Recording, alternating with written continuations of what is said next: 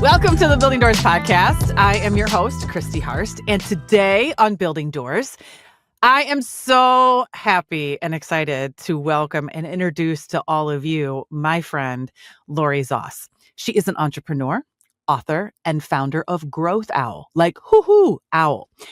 Lori and I go way back. We went to college together and served on our college radio station board side by side. The days. Since then, she has built a career helping mission-driven organizations grow. She helps them secure corporate partnerships. I said it right, and I read for a living. And mentoring others along the way, like myself.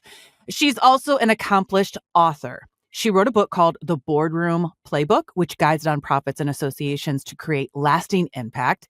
And she just recently released her debut novel called Under Caution, showcasing her creativity and storytelling. Lori, I am so excited to have you here. Thank you very much and welcome. Well, thank you. I'm excited to be here with you. I'm looking forward to the conversation. You know, one of the reasons that I immediately thought of you when it came time to make a list of potential podcast guests is because of how you and I kind of reconnected after college and the things that I started to learn from you and the things that I started to look at differently after speaking to you. And so let's talk first. Let's lay the foundation. Growth Owl, excuse me. Talk to me about Growth Owl, why you saw the need for it. And just break it down, like, what is it? Yeah, sure. So I started Growth Owl LLC back in 2018. And it was after a long career in both public media and other forms of media where I was very successful in both reaching out to corporate sponsors, potential corporate partners, as well as leading teams to do that. And specifically when I was in public media, I worked with PBS and NPR, and I actually had a team of people where we would go out and speak with various organizations, Fortune 1000 companies, to help find funding for the stations. And it was something I had a real knack for. I found that I had this ability to really understand how companies work, especially how to communicate with people within companies. I mean, these are very busy people. You're trying to get their attention. And I just thought, wow, I've got a knack for this. I kind of get why we're important, that we need funding. But on the other hand, I get everything that a corporate decision maker is dealing with every day and how you have to give them a little grace, right? So I started thinking to myself, wow, it would be great if I could take the success that I've had in generating advertiser sponsors for the different folks that I've worked for, but help creators as well as purpose-driven organizations connect to these kinds of people for various reasons. So it could be for corporate sponsorship, corporate funding. It could be for different types of community partnerships, or even if you're somebody that's looking for specific types of contract work, or you're talking or wanting to speak with people in marketing about what you do. How do you connect to those people?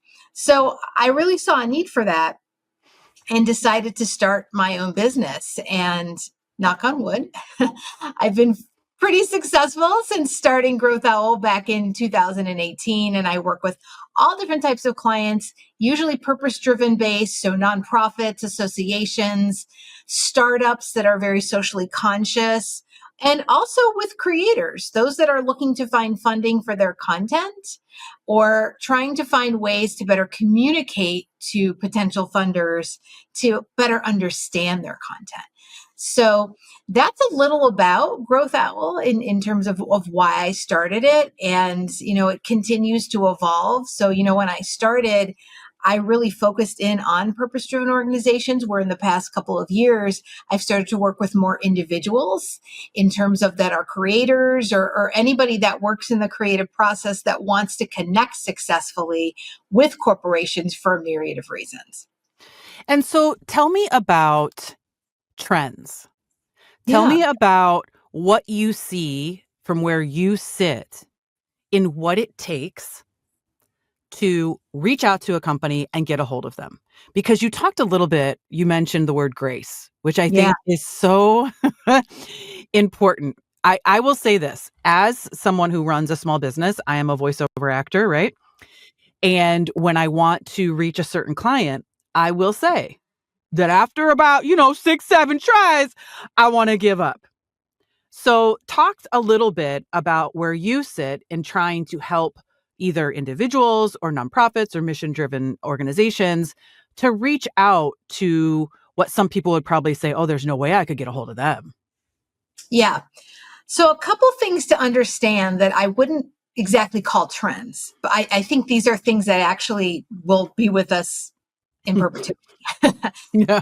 The first would be is you have to understand going into this that although this is your number one priority to get the job, sign the contract, find the funding, find the perfect sponsor, for the decision maker that you're trying to attract, that is maybe number 95,130 on their list. So you have to understand that you are not their priority. So you've got to get your ego out of your head. That's the number one thing. Just because it's important to you doesn't mean it's important to them right away. So the onus is on you to find the best way to be able to connect with them quickly to get a response that you'd like, right? So the best way that I know how to do that, first is when you're crafting a message, you have to be brief. I call it the power of brevity.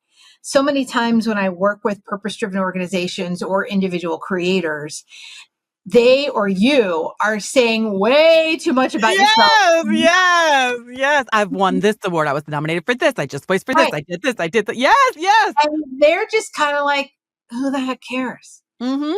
Everybody can get an award now. Everybody gets a trophy in the society, right? So it's, that the whole thing is people that can connect with specific types of content and with the reason as to why I should be paying attention to you. If I'm a decision maker, why should I pay attention to you? Why should I have to respond to you?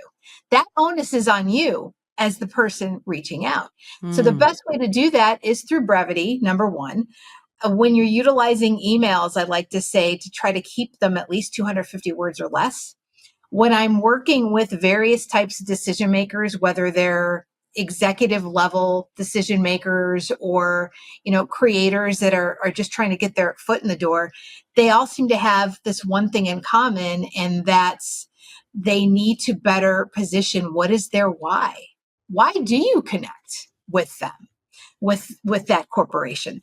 And the best way to do that is really doing the research on your end, going deep into their website, going deep into their annual reports. What are they interested in? What are the types of people they worked with in the past? What are the types of organizations they worked with in the past? So building the bridge to why is going to be really important. So a great example would be if you're a purpose-driven organization, maybe you've noticed that the organization that you're trying to get funding from has supported other types of nonprofits that are in the food insecurity space. And you happen to be a nonprofit that also is in the food insecurity space. Okay, there's your why. So when you're reaching out, talk a little about who you are, but then say, I'm reaching out because I saw that XYZ Corporation has been involved with food insecurity in these organizations. We're doing very similar work, would like to have a conversation. That is much stronger than just going in and saying, we do this and we do this, and this is why we're important, and this is why you need to talk to us, right?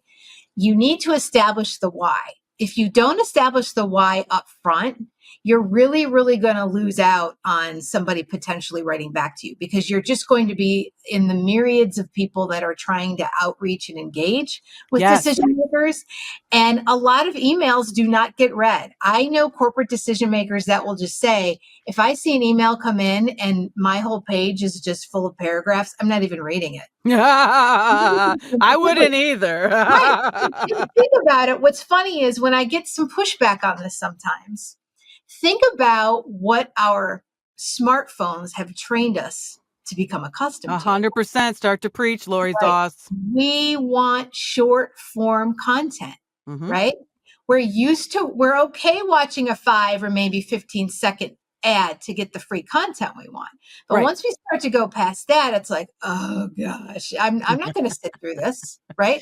Our phones have trained us this. Yep. I mean, there's even a whole, I mean, I'm sure your viewers of your podcast are very familiar with vertical movies right now. You know, there's a huge trend in these vertical movies that are basically an hour at most, and their episodes are 1 minute apiece. That's where we are as a society in wanting to consume entertainment. So, of course, we have to adapt our business writing and our business outreach that same way.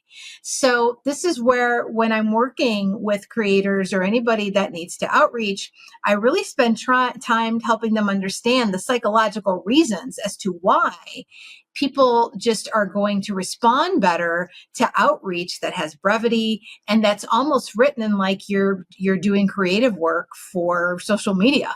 I mean, it's very similar. So again, summarizing, you want to have the power of brevity. You want to keep it brief, 250 words or less if you're sending an email. And quickly, what is the why? Why do you, maybe as a voice artist, why should you resonate best with XYZ's audience as opposed to somebody else? Tell me why. Show me why based on the behavior that that company has already exerted. If you can do that, you're going to be golden. So let's do that. Let's dig in, right? So let's give an example for creatives, not just voiceover actors, right? Maybe Yeah, sure. an artist who paints or, that kind of stuff. Like, I love this idea of going to their annual report. I think Yes. that's something that I think a lot of people would not think to do, Yeah. because you're right. I've actually created annual reports in my previous life Yeah. in Yeah. marketing and PR, and they Yes. do tell a very wide story, right? It's not just numbers. It talks about humanitarian efforts. It talks Yeah. about how their product or service affects real human beings. They love to have the real person story in there. So Yeah. let's talk about the voice actor, the painter, the Sure. copywriter. How could they? Like, what would you suggest? Like, you create a list of your top 10 dream clients? Like, let's walk through exactly what it would look like. So first is, what is the reason that you're wanting to outreach to them? Are you outreaching them because you're looking for potential work? You know, that's a very different outreach than, hey, I have an idea I'd like to pitch to you, right? So there are many different decision makers in a corporation. So part of this work is deciding who is it that you have to and you should be reaching out to. And most of the time when people are reaching out, they tend to go to one of two areas, either marketing, Yep. or if it's for work, usually HR. Now, for me, I try to encourage people to get a little more creative about where they go. And that includes those organizations I work with that are looking for, corporate sponsors or corporate partners.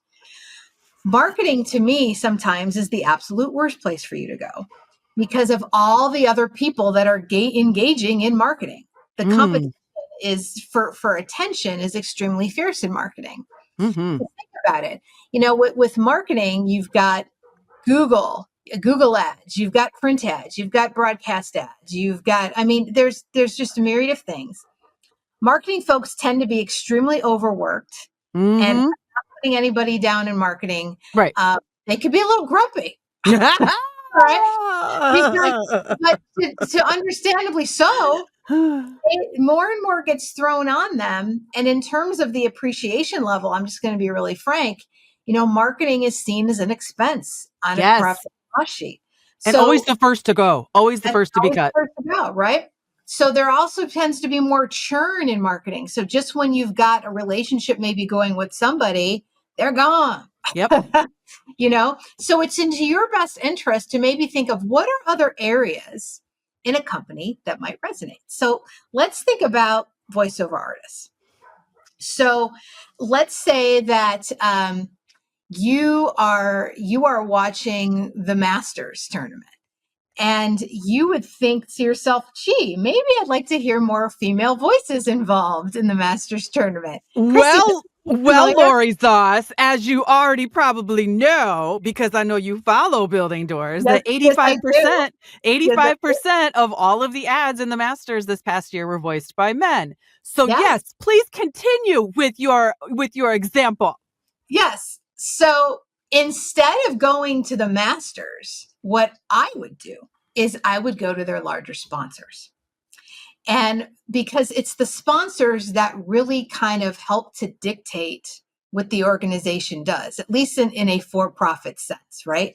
So let's say, okay, I'm just making this up. Let's say it's Visa. Let's say Visa is, or, Rolex. Rolex is a part of the masters. I'm fairly certain of that. So let's say Rolex, for example.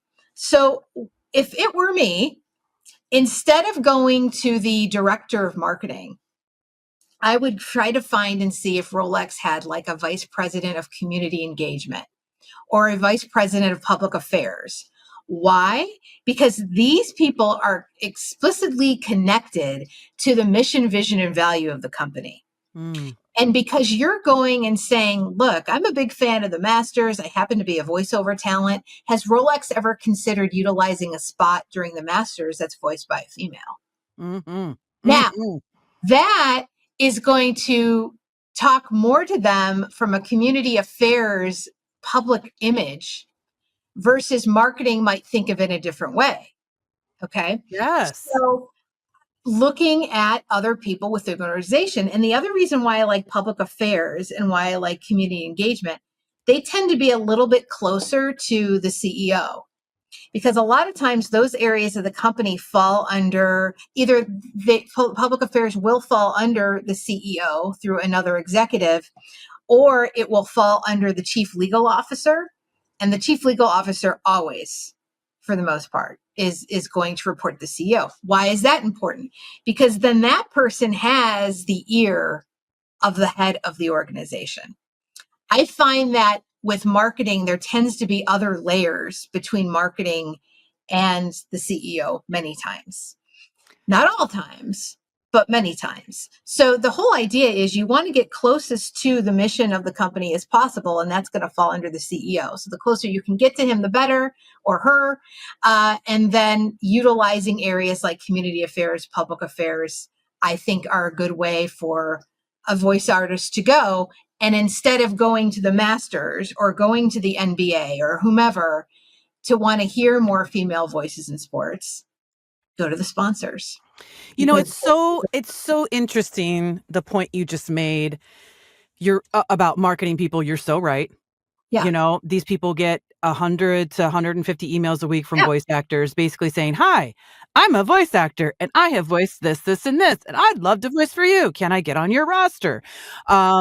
And what is interesting, and this is something that I have been preaching for the last year and a half that I've been running Building Doors, which is lead with a mission, lead with a purpose, not yeah, with your talent per se, because there's we're a very talented group, right? There's lots of talented voice actors, right?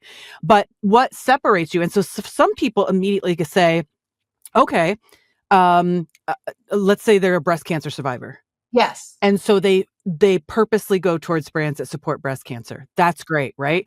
But what if you're not? What if you're not? What if you don't have that just innate or something that has defined you through circumstance? mhm, What can you do, right? And so I love this idea of A, not going to the typical characters, and B, the email that you just said was so short. Hi, my name is. yes, I'm a fan of the Masters. I watched it. yeah, I know that you're a major sponsor. Wondering if you'd ever consider having a yes, woman voice. Done. Done. that's it. Bye. Done. Yeah, And I also find that in evangelizing Building Doors, when I reach out to the person in charge of DEI or community relations or community development, it's their job to talk to people like me. right. Absolutely. It's their Yes, job to reply to me. Whereas in that's, marketing or producers, it isn't. They don't have that's to say boohoo could shoot to me. mhm, But the community development people, the community engagement people, they're hired to listen to the general public, to listen to their fans, their consumers. you And got it. so this shift, it's not that big of a shift, right? But it's just Yeah, thinking in a different way. And I think it's so brilliant. And if creatives can get on top of this idea and really do it well and strategically, they can be doing something that nobody else is doing. yeah, absolutely. The other tip I would give too is The power of LinkedIn. I'm a big fan of LinkedIn. Oh, big fan. Big Big fan fan. of LinkedIn, and Christy, I've told you this. I see this type of work, sponsorship engagement, as a science. I love to experiment. I love to create a hypothesis, see if it works. Sometimes it does, sometimes it doesn't. But even if it doesn't, I've got information to get me to the next step of what I need to do next, right? So, in a lot of the science I'm doing lately with outreach, I've been having a lot of luck with LinkedIn and outreaching people on LinkedIn. I think that for now, it's still a really good professional platform. People are utilizing it in the right way. Hmm. And it's kind of a not exactly a level playing field, but I think sometimes you get better access to people on LinkedIn without Yes. other people in between. Like if there's an assistant that looks at emails, what have you, just sending a LinkedIn. Plus, that person can go right to your LinkedIn profile and make a quick decision about you. Now, Yes. that being said, though, you better have a really good LinkedIn profile, right? Make sure your about section is really good and you've got an updated photo and everything. So keep that in mind. But I love LinkedIn right now for engagement, and it also forces you to have to keep your messages brief. Because if you're reaching out on LinkedIn, via either the IM mail or just to connect, you only have a certain amount of characters. So it forces you into that power of brevity. So I love it. Yeah. Now let's talk a little bit because I saw something on TikTok, as one does these Yes. days, Don't we all? at Yes. least for now, Yeah. um, from someone who used to work at Goldman Sachs. Oh, good. Okay. And this person, this woman, this young woman who used to work there said, listen, when I first got hired by Goldman Sachs, I went through this training and they literally broke down how to get a hold of somebody. Oh, And wow.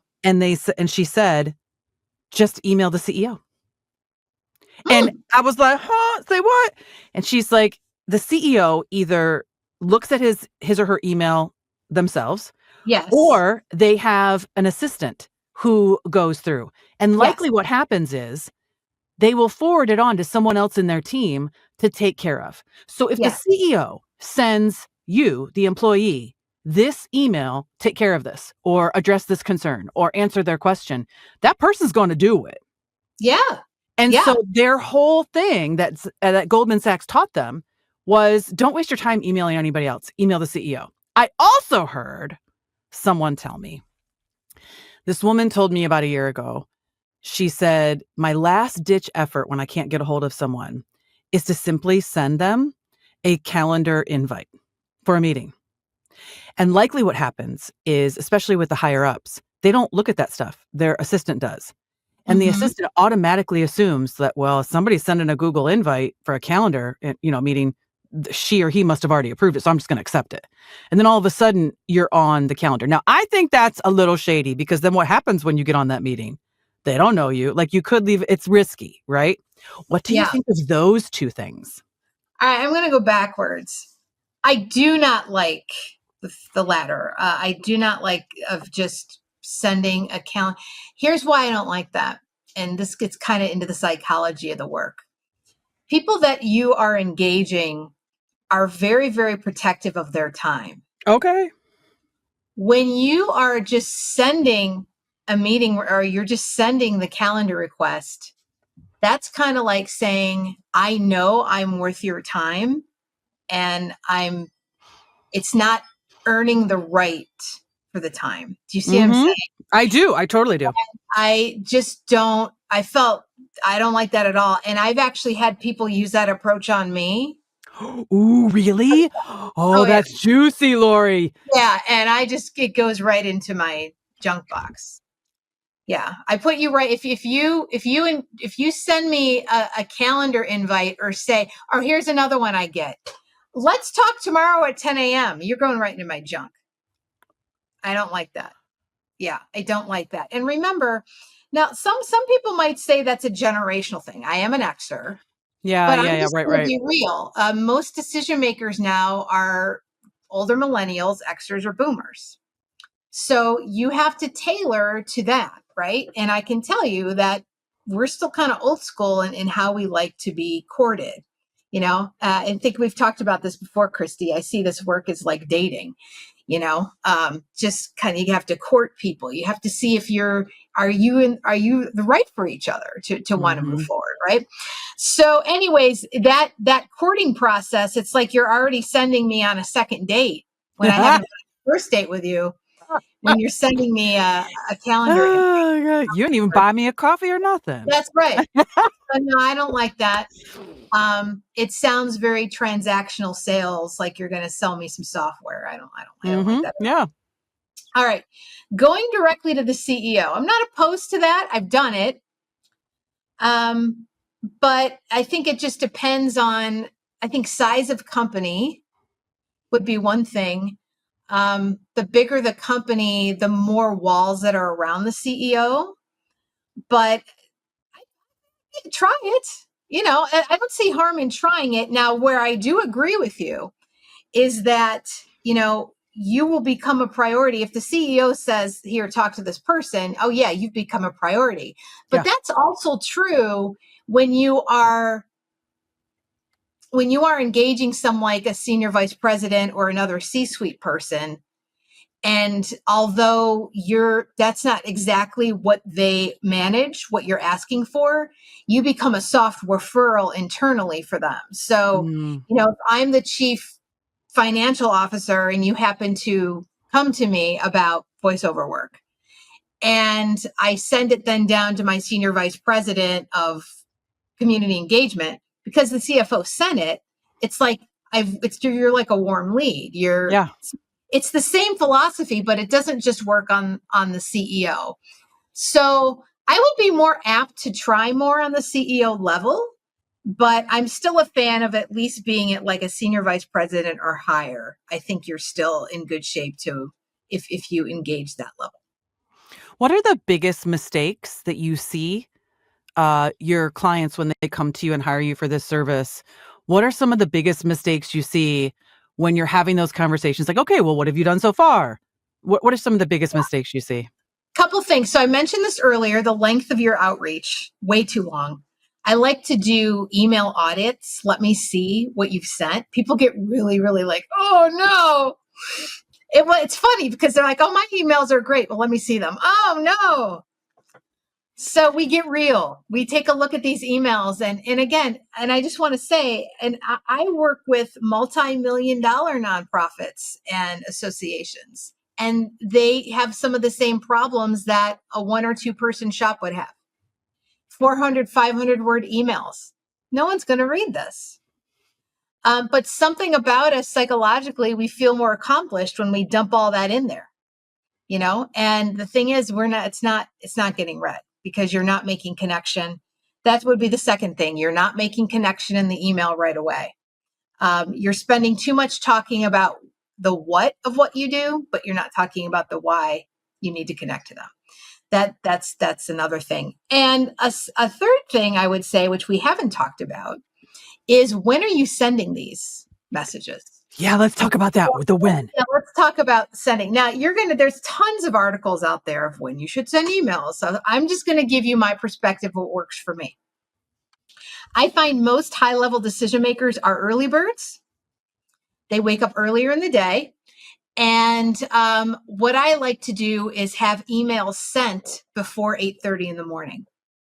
The reason this is a sweet spot is because you might be able to catch them before they get into the office, like they're looking at their phone. They're actually more in a receptive mode to look at something new versus once they get into the office and it's like, there's just everything's coming at them.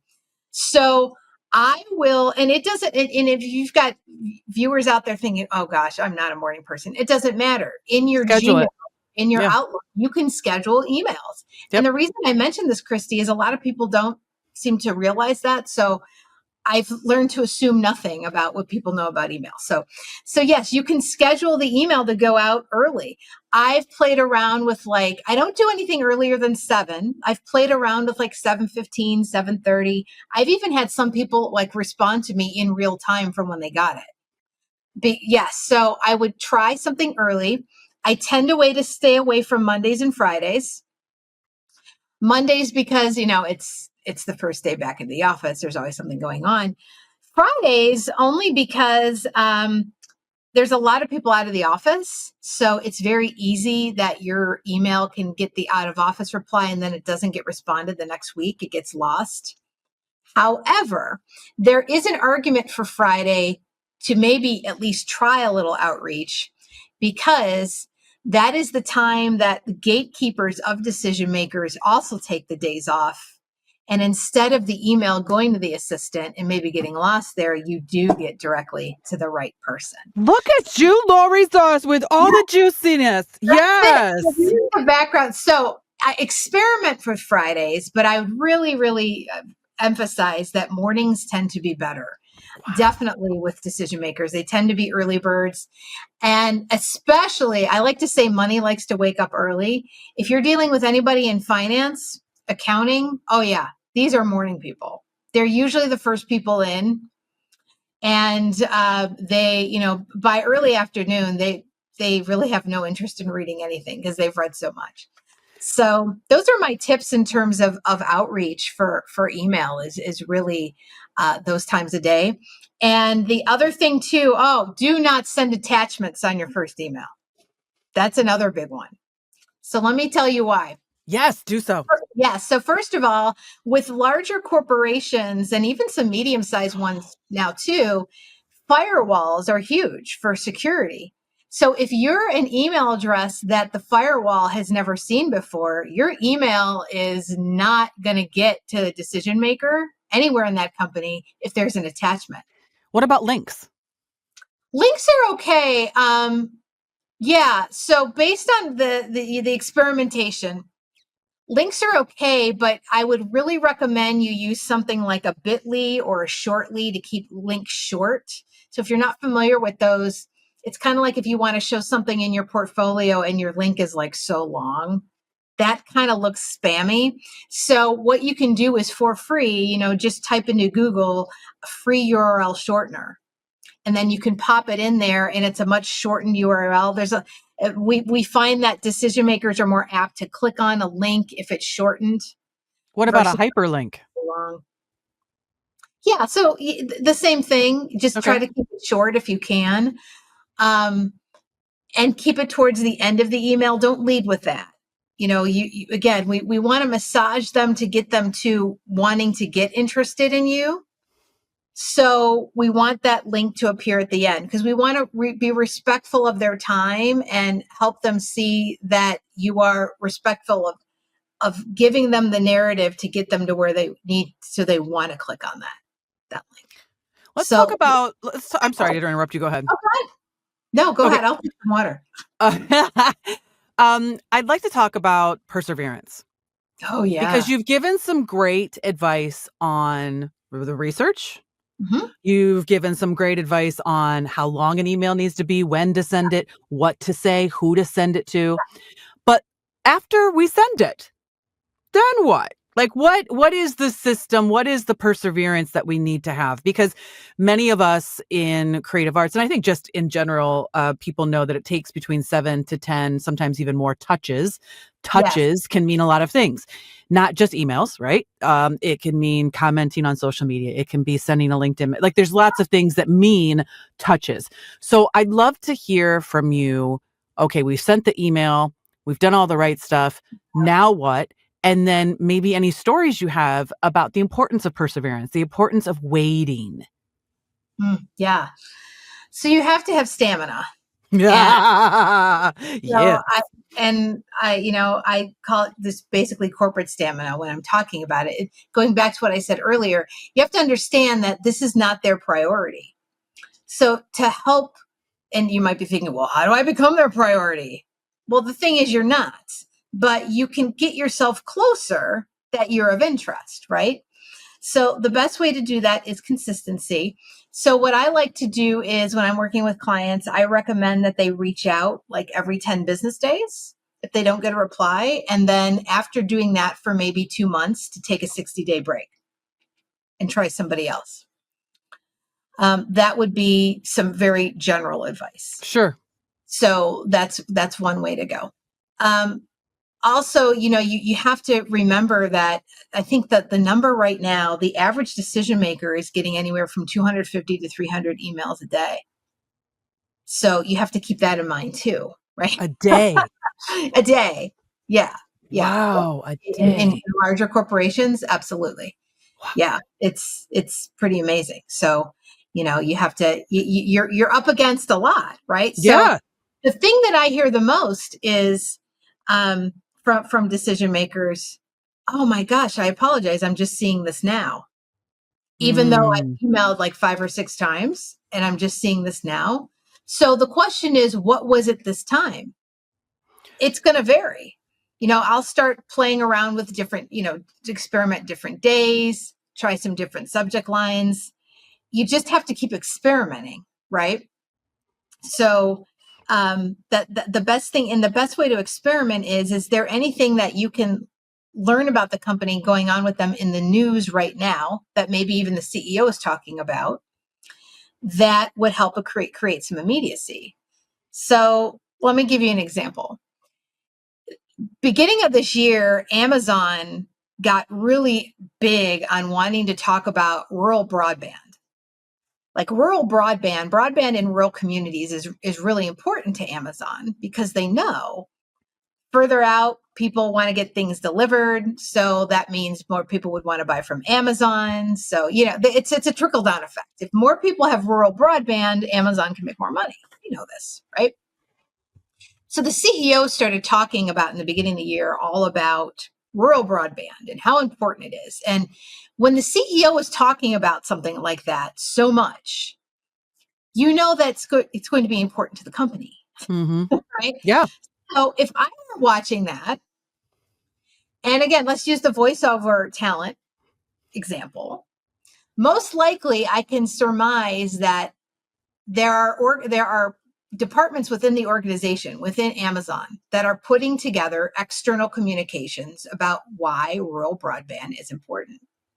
So instead of just outreaching and saying, hey, have you ever considered a female voice artist for Amazon?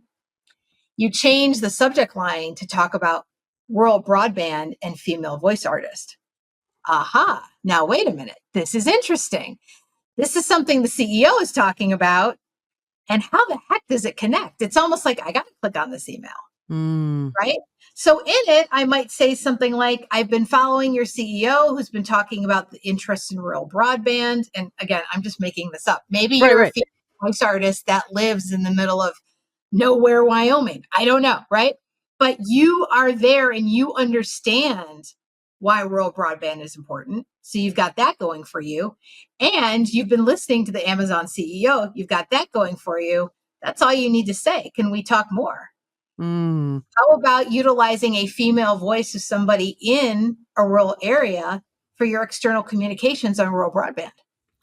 Oh, now that is compelling. Yes. So that's a long way for me to say when I'm experimenting, I try to get more specific as I can. And quite honestly, the onus is on you to figure out what the connection is. So you might be thinking, well, gosh, Lori, there are millions of companies out there. How do I even think about? Well, start with where you're interested in. So if we go back to the masters per se, if we're really interested, like I know you, Christy, interested in getting more females involved in sports in Mm-hmm. terms of voiceover. So I would pick an event. So we're going to pick the masters and I'm going to pick their top 3 sponsors. So we know it's Rolex, maybe Visa is one of them. And I feel like there's a high end water that's involved with them too. Okay. We'll just say Evian. I know it's not that, but Sure. that's how I would start. You want to start small, but extremely qualified. Because anytime, you know how it is when you want to get an initiative in your head and you want to do everything. I'm going to be so successful. I'm going to go through this entire list. No, you're not. Right? No, you're not. Life gets right. So, and this is how I work with large organizations too. Instead of a list of like 50, what we would call prospects, we start with 10 Mm-hmm. and really get to know them. It's quality of the outreach over the quantity. Like Mm. our brains are so programmed by quantity of things. We have to kind of retrain the brain to be like, okay, we want the quality, not the quantity. I think it goes back to school. Like we have all these tasks in school and then we feel really good as we check them off that we've done it. So the more tasks we check off, the better it feels. The Mm. problem is sometimes we can complete a task, but it was crap. But our brain still gets that dopamine that was done, right? So, you So know, how long do you wait? How ah, long how long do you stay with an Evian, right? So you've set this goal of these 3 brands, right? So yeah, how long do you stay before you're like, "Yeah, it's not gonna be a go?" I would say engage for like 2 months using go every 10 days for 2 months, and then give it a break for 60 days and then think about re-engaging. Or you could just be like, you know what, just not going to go there anymore. Let me look for somebody else. Mm. But look, the process is more about how do you pick where you want to go. And if you don't have something in mind, well, what project in mind really resonates for you that could resonate for a corporation? And I mean, there are so many endless possibilities. It's kind of hard to walk through an example, but that try and just, I think the best way is kind of what we've done here is just kind of utilizing your experience, Christy, and wanting to get more female voices in sports. That's something that's nice and specific. But instead of going after, I'm going to talk to the NFL, I'm going to talk to the NBA, I'm going to do this, I'm going to do this, start by picking one and then going even deeper. Mm. So in this case, I took golf, Mhm. go deeper. I took the Masters, I go deeper. I go to the sponsor, I go deeper. Let's just pick their top 3 sponsors. Mhm. And how do you find out their top 3 sponsors? Well, they're all over their website. Yeah, yeah. All you have to do is watch it. Like, that you'll Yeah, see the same right. commercials over and over and over again. So, Absolutely. you have dropped some serious, serious knowledge, and I only have a few more questions for Yeah. you, but one that I wanna make sure is loud and clear right now. Mhm. Let's say I am a voice actor, I am in the creative field, maybe I'm a copywriter, maybe I'm whoever, right? Yeah. And I'm like, "I really like what Lori Zoss is putting down. I wish I could work with her." Yes. Do you work with people like myself? And what does that look like? And how can people, after listening to this, say, "I wouldn't mind, like, speaking to Lori a little bit and seeing exactly what, her goings-ons are?" Yeah. So I love doing work with creators. I'll just call it creators and creatives. I really started to get into this because I had my own creative projects to start to promote. As you mentioned earlier, I wrote a business book a couple years ago, the Boardroom Playbook. And then that got my interest again in more creative writing. So, wrote under caution, and that got me access again to all different types of creatives, from editors to graphic designers. And it reminded me how much I kind of missed being around that world, those folks. So then it turned into opportunities to really help them with their voice and their narrative, right? So the work with creatives is really about, first of all, helping to create a narrative as to the importance and the uniqueness of what you do so it can connect with the right decision maker. That's the bulk of it. That is really important because if you've got the right why, it's going to be easier to adapt, right? To And it different. won't feel as icky. That's right. Yeah, it won't feel as icky. So it's not like you're trying to sell your services. You're trying to add value with your voice if you're a voice Yes, artist. yes. It's all about adding value to an existing brand because let's be honest, IBM, Rolex, Amazon, they don't need us, Mm, but we can add value. mm, There's always ways to add value, right? It's not need. It's kind of like you're a cherry on top of a mm. sundae they already have. And companies, if there's one thing that they all have in common, is they're all looking to connect to new types of markets, right? They always want to increase service sales or increase product sales, right? How do you do that? You have to have more eyeballs thinking of you. So you can see yourself also as an influencer through your creativity. So that's how you have to kind of see yourself. You don't have to be representative of everybody. But if there's a certain niche that you represent, that's great, and that could really resonate with companies. So that's the work that we do. And then once we figured out your why, once we recreate a narrative that you're comfortable with and that quite frankly, I'm comfortable with for you taking out there, then we create the outreach strategy. I think there's still too much of this. Well, I'm just going to start it and then, figure it out later. Mm. Some of that is still resonant in the entrepreneurial world when you're starting any type of new business. But there are a few things you have to have in check that you need. And that is what is it that makes you unique, and what is the value you provide that would be of interest to a larger sponsor / decision maker. Right. Client. Yeah. Yeah. So we start with the work on your narrative, and then we talk about who is it you need to go to. And then we create a strategy as to how to do that. And that strategy can either be me training you on how to do it your own, which quite frankly is most of the time. The other strategy is myself or somebody else within Growth Owl that would actually outreach on your behalf. Yeah, I would like to point out to people who are watching / listening that Lori really opened my mind to a lot of new ways to evangelize Building Doors and create partnerships that I otherwise wouldn't have thought of. And I highly, highly recommend Lori, even if it was just for a consultation call. And do you have, and so you just described that process. Is that some sort of program? Is that some sort of package? Like what would you call that? Like, what is that? Yeah. So with most, I guess you could call it a program.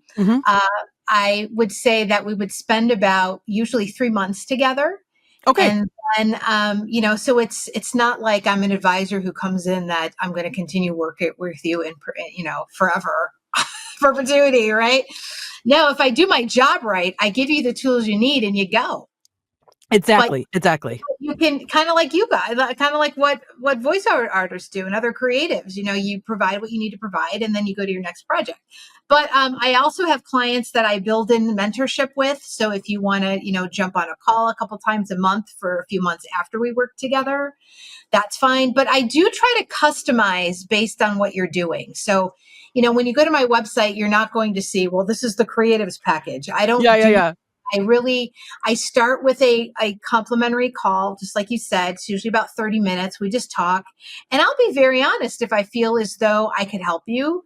If I can't help you, I'll at least try to resource you with where else you could go. But I would say 9 times out of 10, those complimentary sessions do turn into some sort of next step.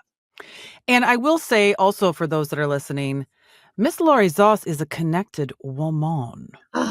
She has connections and a network that is vast, and she's a great person to even bounce things off of. So with that, I have 2 more questions. One, you need to break it down all about your books.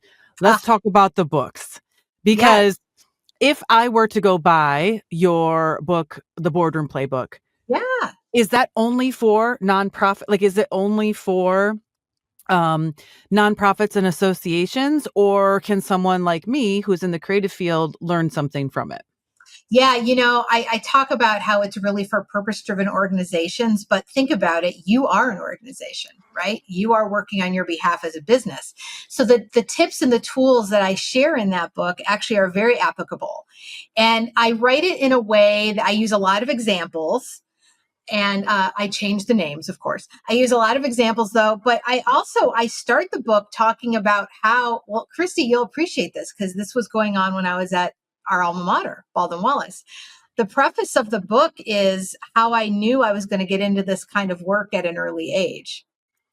When I was working for a sports organization while I was in college. So I'll just yeah. And then I walk you through the entire process. Okay, this is how to do research. Here are the tips on when to outreach. Some of the base level things I talked about today, but more specifically. Sure. And I walk you through the entire process, through meeting, through proposal, to kind of managing that relationship. And then kind of where to go after that. So although it is, it talks about purpose-driven organizations, that's kind of what you are. You are an organization. And whether you're an organization of multiple people or an organization of one, successful outreach looks the same. So, and we will put the link to purchase your book in the podcast description. And as well as your other book. Tell us about your other book, because I know it's like a fun passion project for you, but I think it's important to show that you're a woman who saw a need, started her own business, right? Yeah. You Yeah. deal predominantly on the decision-making end with men. Oh, yeah. And now you decided to do something in addition to, which a lot of people, a lot of women especially, are trying to do. They're trying to create multiple streams of income through their passions. And Yeah. so you're a great example of that. And so I want to kind of just have you give a brief description of the book and why. Like, why did you decide to do it? Well, I just happen to have a copy Oh, right here. yes, do it, girl. Show it. Show it. Yes. This is Under Caution. Under This caution. this is my book, and Christy knows it very well because let's just be honest, she's one of the best in voiceover, and I had her voiceover Aw. trailer. So, Yeah, I did that was my first book trailer. That was my which is first amazing. book You did a trailer, great and it's awesome. And talk about the main character. Yes. All right. So let me kind of walk you to why I got into this. So I'm an avid reader. I love to read, but I also have a short attention span.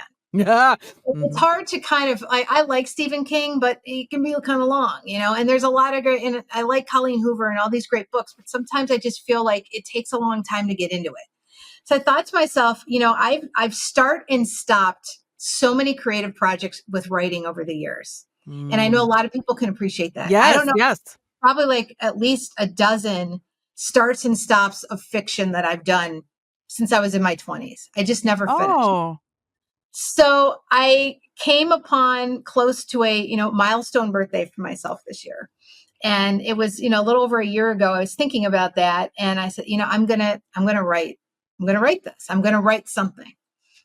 And I wanted to write something that I would call fast fiction. I want to get you in fast, keep you captivated, keep you page turning, and get you out quick and leave you wanting more. Okay. So Under Caution it's definitely, although I've had men really enjoy the book too. It was written for busy females to get in and out of a story. And the story is about a female race car driver, specifically stock car driver. And she's one of the best in racing. And the reason I chose racing, it's because it's one of the very few sports where men and women can compete on the same playing field, on the same track. That was really important to me. So my character is Daisy Cray, and Daisy has quite the on and off romance with one of her biggest rivals, Jackson Wyatt. So that's interesting to have a relationship with someone you're competing against. So there's some great stuff there. But the suspense part of the book comes from the roots of AI. There is a villain that is after her and knows a lot about technology and knows a lot about AI that puts her life in danger as well as those around her. Danger. So, yes. Yeah. I'm looking for a good suspense romance that's 60,000 words, which in fiction is short. Mm-hmm. I like to say that if you're taking a flight from New York to LA, you could read the whole thing and you'd be, you leave wanting more. It's perfect for you. And I'm actually in the process of outlining the second book in what I'm calling the Daisy series. So, ooh, juicy, juicy. It does end with quite the cliffhanger. So lots of action. I had somebody, I think the best description I've heard somebody say, I got a really good review about it's a cross between the Fast and Furious and a Colleen Hoover book. Oh, that's very, yeah. Good. So I'll take it. It's enticing. Yeah, that's a really great review. Yes. So we will also put a link in the podcast description to your fiction book, right? Yeah, thank you. And then the last question that I have for you is, well, first, let me back up. Thank you. You're welcome. You have been amazing. And I love it when podcast guests come on and they actually share useful knowledge. It's not just performative. It's something that people could listen to this while they're walking the dog and they'll go home and take notes, right? Yeah. And easily implement a lot of a lot of these strategies that you've outlined for us. So thank you. Yeah. They're little things. Just right. Little. Yeah, but little bits. But anybody, if they don't have the money to hire someone like you or you, if they don't have, these are things that you could easily put into practice, right? Absolutely. Yes. So thank you so much for that.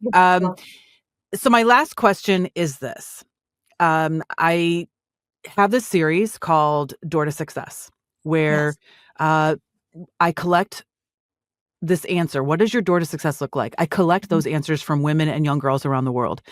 And I am trying to find a sponsor to help so I can pay the voice actor, the artist, because I partner with artists, and then they listen to the story of what this woman's door to success looks like, and then they use their medium, whatever that is, whether it be paint, clay, animation, stop motion, and they create the story visually. So I ask everybody on the podcast, what does your door to success look like? Wow.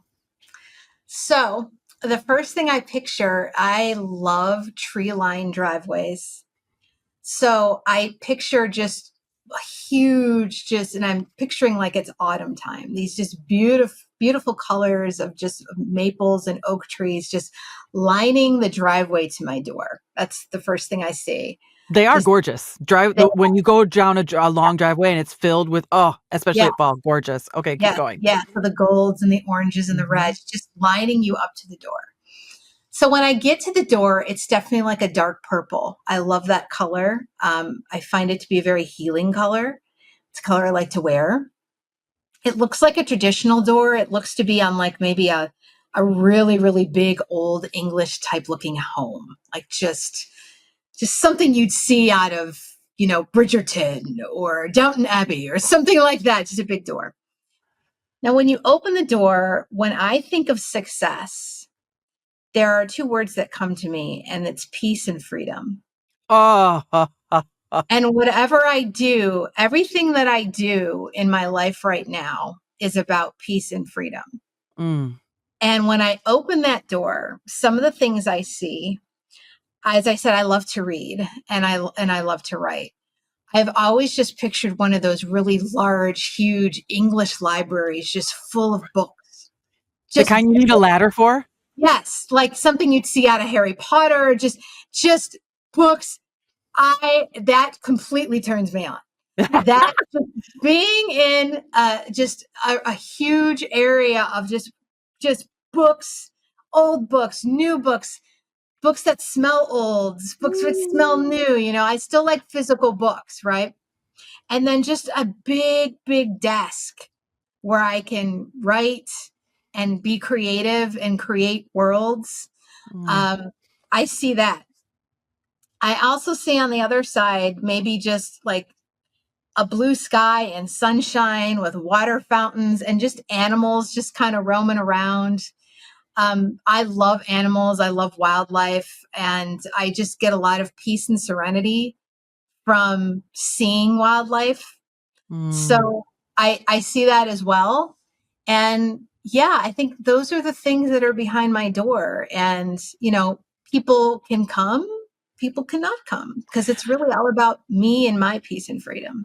I would love to come to your door. I would love to knock on your door and come visit because that is such I mean, honestly, I'm not an avid reader, but I do love a good book wall. I love the smell. It reminds me of going to the Yes, library as a kid. yes, And do you yes, remember when it had the cards and the lady yes, would stamp? Yes. yes, yes. Christy, there is a bookstore in Columbus called the Book Loft. So if anyone's in Columbus, Ohio, Germantown, they have these book bags that look like the old library cards that you would see. Oh. And do you remember too when you went to the library? This is showing our age, but I don't care. When you So, went to the library, if you were looking for a book, you first had to go to the index. oh, yes. Remember, you had to pull out by alphabetical order, We sort got through. some. Yes, and then you'd have to find the number, and then you'd have to go oh my gosh. There's something so nostalgic for me Oh, about completely. going to the library as a kid Oh, and we checking could out have a books. whole session on libraries. Oh, I as a know, whole. right? Oh, And yeah. how it's a lost art at this point, Oh, like, I don't think kids understand how amazing some of those smells were. mm. It could instantly take you back. Like, don't get me started about a scratch and sniff Snicker, girl. Oh, I love that. Do you remember the scratch and sniff? And if you got a book from the library that just happened, some kid put a scratch and sniff sticker on, Yeah, oh, yeah. that was a good day. It was a good day. Remember the textbooks in school where you would sign your name that you had the book? Yes. Yeah. So Yes. you'd see previous years who had the book. I'm like, I wonder who that is. Yeah. Or Yeah, if it was like the book. cool, if it was the cool kid, you're like, oh my God, I have Oh, Brian's book. Oh yes. my gosh. Oh my God. So if you like what you heard today, and if you Yes. like what you've heard on other episodes, show us some love. You can go to buymeacoffee.com/buildingdoorsvo, and you can become a supporter. You can give a one-time donation or sign up to be a monthly sponsor. We greatly appreciate any donation as it does help defray the cost of podcast production. Thank you so much, Lori Zoss, for joining us today. Well, And here's to building some more doors with you. Till next time. Bye-bye.